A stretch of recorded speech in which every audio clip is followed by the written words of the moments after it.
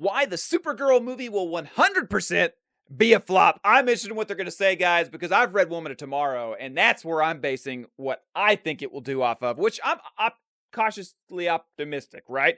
Don't forget to subscribe. Brand new superhero reaction channel. Link for this video is in the description. Let's see what the Daily Nerd Drop got to say. Let's be real. The signs aren't exactly encouraging. I'm trying to be. Female-led superhero movies have taken a hit lately, and it's hard not to wonder if Supergirl will follow suit. Well, they've taken a hit because it's basically all like woman power stuff. I don't think we've seen that just yet in this, so we can't make that assumption. It's like the industry's struggling to get it right. We've got the visuals, the cast, the story, but is it enough? The superhero fatigue is real, and audiences are getting picky. Is the superhero fatigue real, guys? Put it in the comment. I don't know if it's superhero fatigue or if it's writer fatigue or if it's just people sucking at what they do. You know, I don't know. I'm not looking sure. for a movie. We're looking for an experience that'll blow our minds. So, yeah. What's the verdict? Will Supergirl, Woman of Tomorrow, be the one to defy expectations? Only time will tell, but one thing's for sure, we're all watching closely. One of the biggest shadows hanging over Supergirl, Woman of Tomorrow, is the long, messy history of female-led superhero movies. Whenever Hollywood tries to push a woman to the front of a superhero story, the results have been uneven, unpredictable, and in some cases, disastrous. Is Wonder Woman disastrous? I liked Wonder Woman. I know 84 got a lot of hit, but all the hits it got, I still liked it. You know, I thought it was pretty good. I thought it was better than the first one. The first one, I didn't understand why people raved about it so much. This is not because audiences dislike female heroes, far from it, but because the industry has rarely given these films consistency, respect, or the creative support needed for success. You know, the early day female hero films weren't all about being like a woman. Like that wasn't like the big focus of it. Whereas the newer ones, they're like, we got to make sure everybody knows that a woman can do it. You know, like what if male superhero movies did that? What if they were talking about the whole time, like, I'm a man and I can? It'd be like, okay, we get it. All right, let's just watch the movie, you know? And I think that's where a lot of them mess up. Hopefully Supergirl just has a cool character and they don't really care about the gender. Think about the track record. Yes, Captain Marvel made $1 billion, and the first Wonder Woman was a cultural moment. But what followed? Wonder Woman 1984 was widely considered a disappointing sequel. The Marvels... Was 84 released during the pandemic?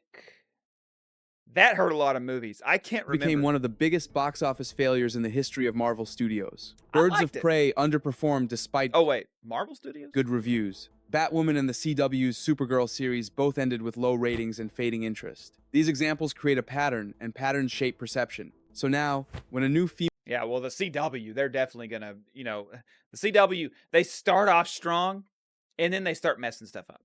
It's just what they do. Female-led superhero film is announced. Many audiences walk in with doubts already forming in their minds. There is this common belief... The weird thing is a lot of people are saying Guardians of the Galaxy as an insult. Do you not remember that those movies did good? Like, I enjoyed Guardians of the Galaxy. I'm not a big Marvel guy, but I watched those movies and I was like, man, I really like that. You know, that's how I felt. Sometimes unfair, but sometimes understandable, that studios force these projects into existence instead of allowing them to grow naturally from audience demand or strong storytelling. And when a movie enters the world carrying that level of doubt, it must work twice as hard not only to tell a good story, but to convince people to trust it in the first place. Supergirl enters a world where fans are more critical than ever before. The internet gives everyone a megaphone. Every trailer, casting decision, costume choice, and rumor gets... I think too many of them just take... I can't articulate yet. Let me... Nothing gets a free pass anymore. The superhero market is oversaturated. There are too many projects coming out too fast, and... Is the superhero market oversaturated? Is it oversaturated, or is it just that too many people are trying to take advantage of the trend, and then what they don't care, like some of, you know, like when the Dark Knight movies came out, Christopher Nolan cared about Batman. That's what was happening there. He cared about Batman. Other movies that came out, they don't care about the character. They're like, oh, we got to get in on this superhero ride. You know what I'm saying? People are tired. They want something new, something bold, but also something trustworthy, a balance that is hard to achieve. Female-led superhero stories have not earned stable, long-term success. Studios have not given them the budget, the respect, or the strong scripts they deserve. Audiences can sense that lack of care, and the box office reflects it. So, even before the new Supergirl movie begins, it is already facing an uphill battle. But part of that struggle goes back further than Captain Marvel, further than Wonder Woman, further even than the CW shows. It goes all the way back to 1984, when Hollywood first tried to bring Supergirl to the big screen and failed so badly that it scared studios away from female-led superhero movies for decades. Is that how much liberty are we taking? Did Supergirl? Most people don't even know that movie existed. You know, like it's so crazy how with this new movie, so many people are talking about the original, and so many more are like, wait, what? There was a Supergirl movie in the 80s? Like, they don't even know about it. You know what I'm saying? It could be that they're young, but I don't know if the Supergirl movie did that much damage to women empowerment. Like, I don't know. It wasn't a very powerful movie. How could it have had that much negative power, you know? Another major challenge is superhero fatigue. For more than 15 years, superhero films completely dominated global box offices. But in the last 3 years, audiences have been showing signs of exhaustion. Many feel that studios are repeating the same formulas. Others believe. Is it exhaustion, or is it they can feel that you're shaking them by the ankles? Because you're like, oh, they like superheroes, just give them another big, massive, epic, expensive movie that goes nowhere, you know? The magic is gone. A lot of people simply feel tired of capes, costumes, multiverses, and CGI laser beams. Marvel has suffered from this. DC has suffered even more. Even movies that fans expected to do well, like The Flash or Ant-Man 3, completely collapsed. Now Supergirl enters at a time when people are tired of superhero movies. The genre is no longer a guaranteed success. Only the strongest brands, Batman, Spider-Man, attract huge crowds. For a new character like this Supergirl with no previous major blockbuster, it is a dangerous moment to step into the spotlight. James Gunn is talented. He revived Guardians of the Galaxy. He made the Suicide Squad interesting. He knows how to mix weird humor with emotional storytelling. But some fans worry that he is now repeating himself. So he's praising James, but also saying that this movie will be a flop. Maybe it's because James isn't directing, he thinks? I don't When know. viewers saw the Supergirl trailer, many pointed out the colorful cosmic worlds, the camera style, the quirky. No, they didn't. They said the opposite. They did not say colorful worlds in Supergirl. They said it was a dull color palette, which is why I'm so confused when they say it looks like Guardians and the worlds and all that, because I'm like, but Guardians was colorful. All the worlds were colorful, and there was, bright and dark and all this. That's not what it looked like in the trailer for Supergirl. So I'm a little confused when I'm hearing that. There were colorful laser beams. There were. But if you've ever shot a gun with a laser on it, you can get them in different colors. You can. Alien designs, the emotional but sarcastic tone, the space western vibe. To some people, it felt a little too close to Guardians of the Galaxy. The fear is simple. If everything Gunn makes looks like How is it too close to Guardians of the Galaxy? It looks like the book. I'm so confused by that. There's two characters. We don't have the same thing where it's like a whole group of people get together and they have the, surrogate family. It's two characters. And in the book, they're not a surrogate family. It's just, hey, I need help. Can you do this? Yes. Oh, I've learned a lot about you since I'm around you so much. That's what it is. Guardians, the audience may lose interest. People want Supergirl to feel unique. They want her own tone, identity, and emotional style. Some fans I liked that Supergirl right there because she was more of a Superman clone. I like that a lot. Not exactly, but that's my favorite version of Supergirl. And I get that that's not popular. I understand. The Woman of Tomorrow Supergirl, it's not my Supergirl, but it's a good story. Whereas this is my Supergirl, but it isn't always a good story. already feel she is being shaped into a Gunn-type heroine rather than being given her own independent voice. Whether that is fair or not, the concern is real and it could push some viewers away. If there is one thing that kills a movie faster than bad reviews, it is terrible release timing. And sadly, Supergirl might have— I want to make a comment on the laser. You see how her lasers and Superman's lasers, evil Superman's, they were going at that show overdid the laser on laser thing way too many times. Sorry, guys. It did it way too many times. Like, that wouldn't even work. You know what I mean? It's like if you shot two lasers together. Like, they wouldn't meet in the middle and go, that makes no sense. But they did it all the time on that show. And I'm like, that's the one thing that makes no sense. The only time it does make sense, Harry Potter. The two beam, that magic. You can do anything with magic. Faster than bad reviews, it is terrible release timing. And sadly, Supergirl might have one of the worst release windows imaginable. It is scheduled to open in July 2026, a month packed with giant films that already have huge built-in audiences. Didn't we just watch a video about how they chose the best window ever? Like, I don't know. The debate on this movie is blowing my mind. I'm so confused. Around Supergirl, we have Toy Story 5, a beloved franchise with massive family appeal. Yes, family appeal. I don't think Supergirl's going to have family A appeal. live-action Moana practically guaranteed to dominate worldwide. A new Spider-Man film almost always a billion-dollar contender. When a movie is surrounded by giants like this, it is Possibly extremely so. hard I'll be watching the trailer on that when it comes out too, which so far I don't think we know when that to is. survive. Even strong films lose box office momentum because audiences only have so much time and money. These competing movies have bigger brands, bigger fan bases, more global reach, strong nostalgia power. Supergirl does not have these advantages yet, and being sandwiched between giants could limit her legs, limit her second week drop, and limit her long-term earnings. Did you see all the freaking beams? Now this does involve magic. Reach, strong but the nostalgia power. the Supergirl beams does on not that have show. these advantages yet, and being sandwiched Here we between go. giants could Here we limit her go. legs, Boom! Did it again. They did that all the time. I got sick of it. limit her second week drop, and limit her long-term earnings. Even a great movie can lose money if it is released at the wrong time. Star power still matters. It is not everything, but it helps. Today, many audiences choose Flying wasn't handled well in that movies show based on lead actors. Dune benefited from Timothée Chalamet and Zendaya. Oppenheimer benefited from Cillian Murphy, and Robert Downey Jr. Barbie benefited from Margot Robbie and Ryan Gosling. But Supergirl's cast is young. That's what I've been saying about Superman. Superman didn't have any big name actors whenever it came out. It didn't have any. And Superman hasn't exactly been popular as of late. You know, even with Henry Cavill, as much as people love him, the DC movies didn't do that well. You know, they had some good movies like Aquaman, but they didn't do that well. Aquaman, by the way, had Jason Momoa.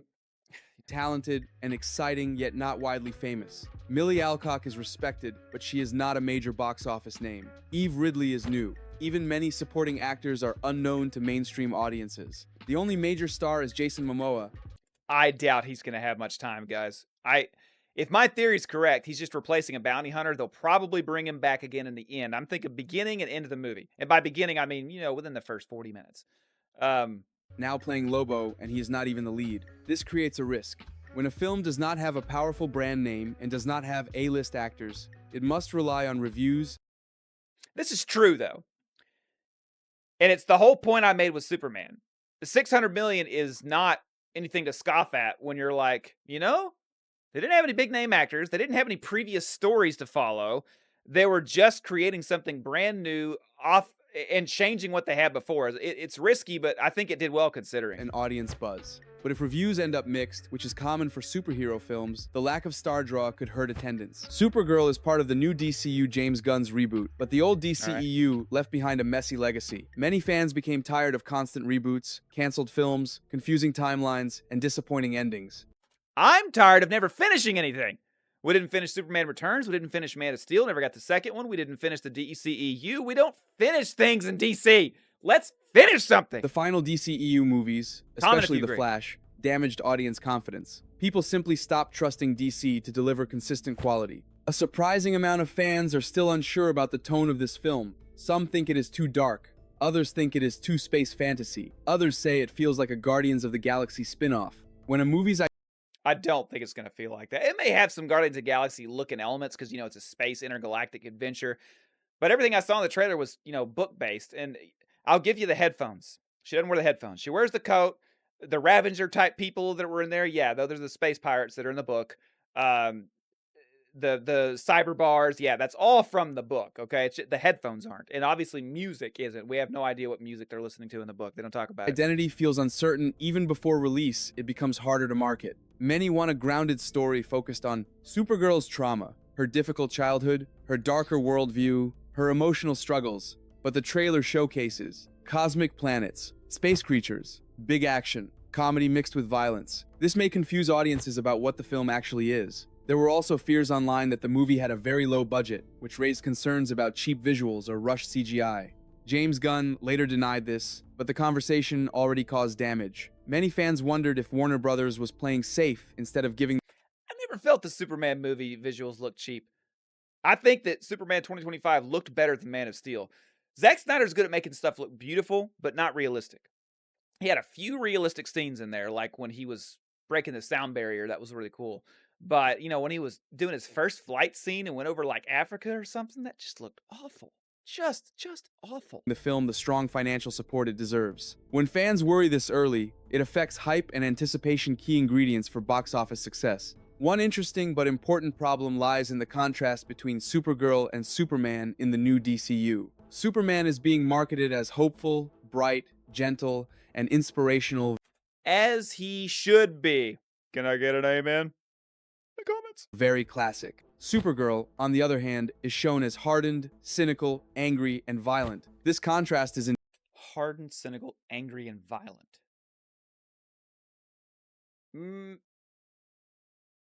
I don't know. Angry and violent makes it sound like she's evil. She's not evil. I've read the book. She's not evil. Intentional. It fits the comic story. But to mainstream audiences, it may look like Superman equals comforting, family-friendly. Supergirl equals darker, heavier, more depressing. That split might make some casual... Yeah, I don't think it's going to be a funny movie like people are thinking. They think it's going to be Guardians of the Galaxy funny. I think it might have humorous moments like any movie, but I think it's going to be a little darker. Viewers hesitate. Families who take their kids to Superman might skip Supergirl because of the darker tone. And if audiences do not know the comic storyline, they may not understand why Kara is so different. One of the biggest risks is that the movie could fail to communicate her emotional complexity in its marketing. The comic Supergirl, Woman of Tomorrow, is beloved but niche. It is not widely known like... True in the sense, people know there's a Supergirl. That's widely known, but it's not widely known who she is. You know, and so that part of the argument makes sense. It may be difficult to get people to know, but I mean, James Gunn made the Guardians of the Galaxy a household name. Nobody knew who that was, you know? And they've been around a long time. Not the ones that he showed, but they've been around a long time. So, I mean, it's crazy. Batman, Year One, or The Killing Joke. The story is deep, poetic, emotional, and sometimes heavy. If the film follows this style, it may not attract casual superhero fans who expect light action. Even the revenge-driven storyline, Ruthie seeking justice for her parents killed by Krem, is more literary than traditional superhero storytelling. Some audiences love this. Others may feel disconnected. A movie can be amazing and still flop if the mainstream audience does not connect. Supergirl is the second film in the DCU, following Superman. This creates a strange pressure. Fans want it to be amazing. Critics want a strong early... I do think people will be able to connect with Supergirl in this movie, though, because I think there's a lot of people out there right now that they just don't know where their life is going. They don't have a purpose, and they just feel like drinking it away, and they don't know what the next year is going to hold. And that's what this story's about, and she finds it. And I think people will want that and crave that when they realize what they're watching and bring their friends. You know, I think that's possible. Will it happen? I don't know. The movie may suck. I really don't know. From the DCU. Box office analysts want proof that DC can compete again. The studio wants momentum to carry into future projects, but heavy expectations can sometimes set a movie up for failure. If Supergirl is good but not perfect, people may call it a disappointment. If it is emotional but slow, people may say it is boring. If it is fun but not deep, people may say it lacks meaning. When a movie is under a microscope, the smallest flaw becomes a huge talking point. The original Supergirl film... The trailer isn't even really flawed, and people are talking about it like it's a giant flaw. It's crazy. From 1984, starring Helen Slater, is often remembered today as a cult curiosity, charming to some, embarrassing to others, and historically important for all the wrong reasons. If you've seen Supergirl from the 80s, put it in the comments, whether or not you've seen it, and then put what you think of the movie. Not what you think of Helen Slater, okay? What you think of the movie. The movie is not great. It's not great. It failed so publicly and so completely that it became a warning sign for future female-led superhero projects. Yeah, I don't know if I agree with that. I don't think that's exactly what's happening here. I don't think that they were like, oh, it's because she's a woman. No, it's because there's a freaking witch in a giant, like, claymation monster. Like, I mean, it's just, it's a weird movie. It's weird. Here are the key reasons it collapsed, and why those failures still echo today. Critics at the time said the script felt aimless, childish, dumb, unsure whether it wanted to be a comedy, fantasy, or superhero film. Instead of embracing Supergirl's power and potential, the movie treated her more like a magical princess in a fairy tale. This weakened the character and made her look less important, less capable, and less grounded than Superman. And her character was a bit like doe-eyed, deer caught in the headlights type of character. That's how she felt, but it was because she was in the beginning, you know, so it made sense. But yeah, that might have rubbed people the wrong way. She didn't seem powerful enough, I suppose, until the end. It did not. And by then, it was so weird. didn't get a lot take of her people. seriously, and audiences noticed. Even modern viewers say the tone feels silly and off, like the movie did not respect its own. Even modern viewers say the tone. If you know what this scene is, this is when she first comes to Earth and she comes up out of the ocean. Like, what? It made no sense, guys. It made no Feels sense. silly and off, like the movie did not respect its own hero. To make things worse, the storyline did not serve the character at all. The main conflict revolved around a love triangle, jealousy, and a literal cat fight over a gardener. This was a massive misstep. Instead of giving Supergirl a meaningful villain or a strong emotional arc, the film reduced her to shallow drama. The stakes felt small and childish, and the script wasted the opportunity to explore Kryptonian lore or deep emotional themes. Oh, they weren't going to be exploring Kryptonian lore back then. I really don't think so. But yes, it did waste an opportunity to do that because, Kara was on Krypton. Taught Hollywood the wrong lesson, not that female heroes could be powerful and complex, but that studios did not know how to write them. I suppose that is correct in a way. But, when I was a kid, man, I watched that movie and it was weird and scary for a child, and it was, odd. It was just a bad movie. I don't think Supergirl 2026 is going to be that way. Put it in the comments if you agree, and don't forget to watch another video, guys.